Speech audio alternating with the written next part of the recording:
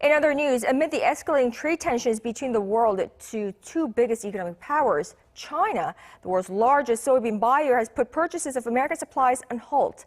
Despite the intensifying trade conflict, President Trump says Washington is doing well in trade talks and Beijing wants to make a deal. Seung-jae reports. U.S. President Donald Trump's decision to escalate the trade war with China this month, raising tariffs on about $200 billion of Chinese goods, has prompted Beijing to retaliate with tough duties of its own. China's move could bite as the world's largest soybean buyer has put purchases of American supplies on hold.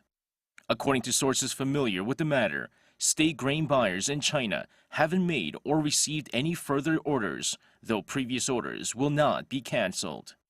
According to data from the U.S. Department of Agriculture, China bought about 13 million tons of American soybeans after the two sides agreed to a truce in December, a move that showed goodwill toward getting the trade dispute resolved.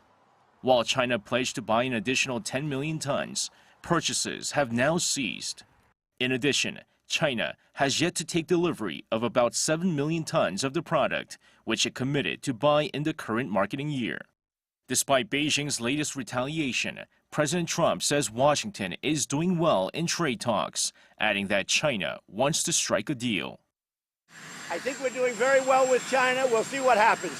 But I can tell you, China very much wants to make a deal because the companies are leaving China to avoid the tariff. China is becoming a very weakened nation, just as Iran has become a very weakened nation.